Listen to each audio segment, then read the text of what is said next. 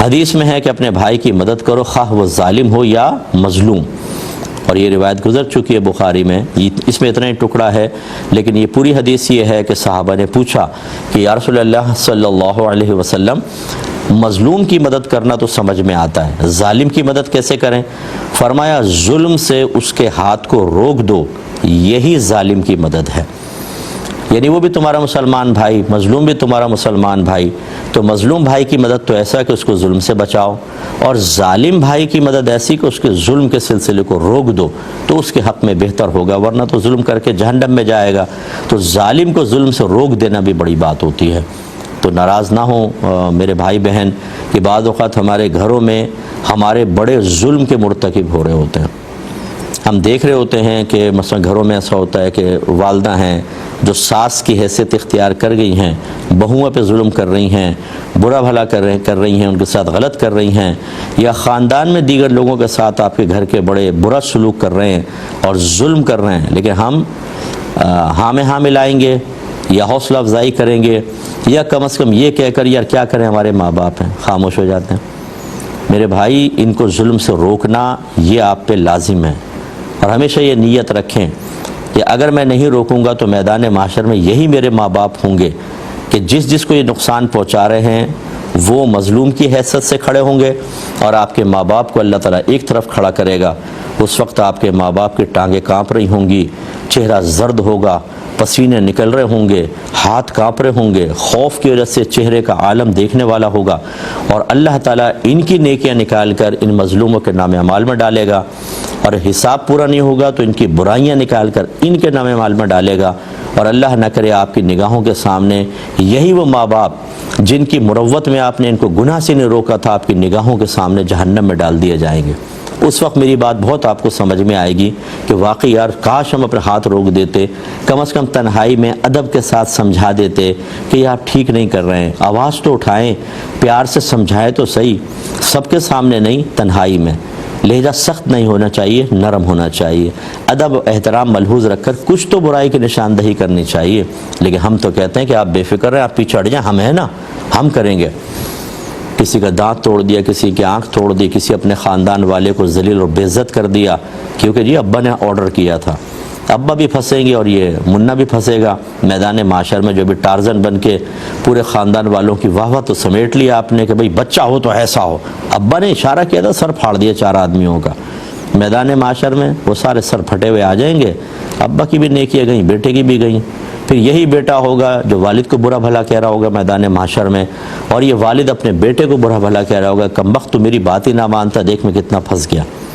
اور بیٹا کہہ رہا ہوگا کہ آپ نے مروا دیا، ہمیں جہنم کا راستہ دکھا دیا۔ تو یہ باتیں بظاہر مطلب ہمارے لوگوں کو ہضم نہیں ہوتی ہیں، اصل میں برا محسوس کر جاتے ہیں، خصوصاً جتنا بڑا لیول ہوتا ہے۔ میں نے دیکھا ہے کہ منصب والوں کے گھر والوں میں عاجزی ہو بہت ہی کم ہوتا ہے، بہت ہی کم، تکبر غرور بھرا ہوتا ہے، انہیں یہ زوم ہوتا ہے کہ ہمارا فلاں ایک بڑے منصب پر ہے، کسی نے ہاتھ ڈالا اس کو فون کریں گے، اس کی ٹانگیں توڑوا دیں گے۔ اس لیے دیکھیں وہ کانسٹیبل بیچارہ روک لے تو اتنے متکبرانہ جملے کہتے ہیں، گالیاں بکتے ہیں ان بیچاروں کو، وہ اپنی ڈیوٹی دے رہے ہیں لیکن تم نے روکا کیسے؟ فقیروں کو مارنا پیٹنا، اپنے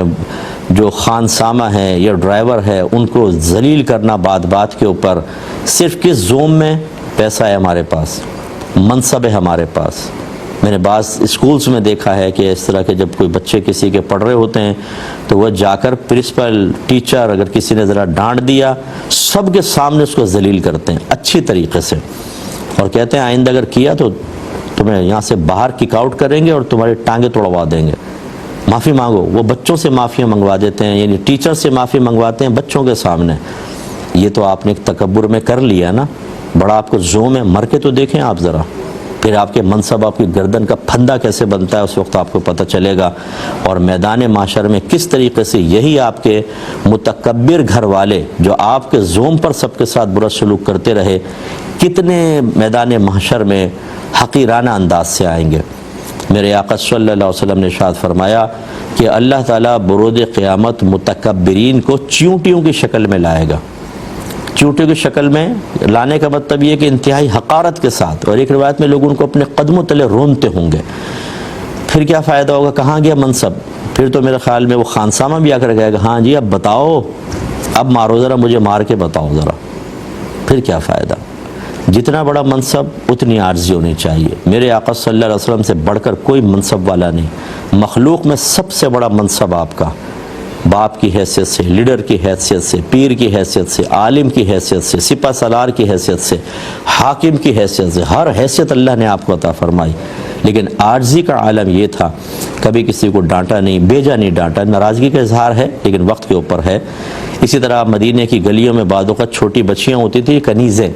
کوئی کنیز آ کے ہاتھ پکڑ لیتی، یا رسول اللہ میرا کام ہے میرے ساتھ چلیے، سرکار چلے جایا کرتے تھے۔ انس بن مالک رضی اللہ تعالیٰ عنہ کہتے ہیں کہ میں نے 10 سال نبی کریم صلی اللہ علیہ وسلم کی خدمت کی، لیکن کبھی ایسا نہیں ہوا کہ مجھ سے کوئی کام غلط ہوا ہو اور نبی کریم نے مجھے ڈانٹ دیا ہو،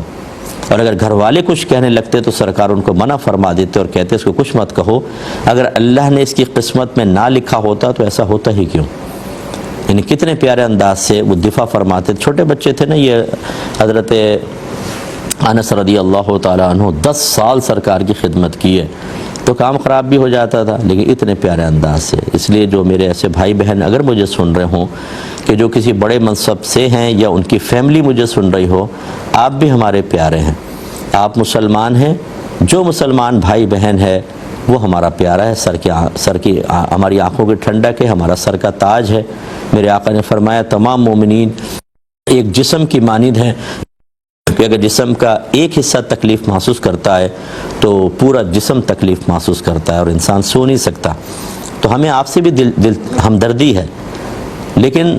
سمجھانے کا مقصد یہ ہے کہ یہ جو ایک تکبر ہوتا ہے بڑا کہ ہمارے تو بہت بڑے عہدے پر ہے فلاں، یہ عہدہ تو چھن جائے گا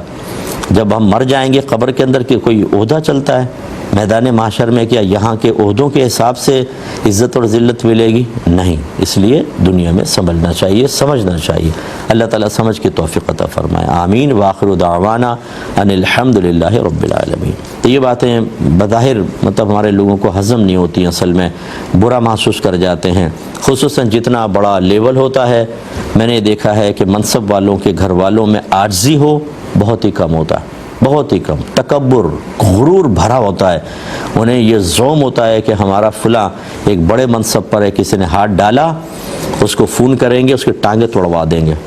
اس لیے دیکھیں کہ کانسٹیبل بیچارہ روک لے تو اتنے متکبرانہ جملے کہتے ہیں، گالیاں بکتے ہیں ان بیچاروں کو، وہ اپنی ڈیوٹی دے رہے ہیں لیکن تم نے روکا کیسے؟ فقیروں کو مارنا پیٹنا، اپنے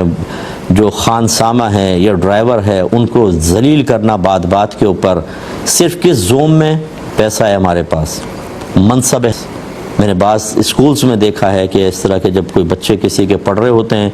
تو وہ جا کر پرنسپل، ٹیچر اگر کسی نے ذرا ڈانٹ دیا، سب کے سامنے اس کو ذلیل کرتے ہیں اچھی طریقے سے۔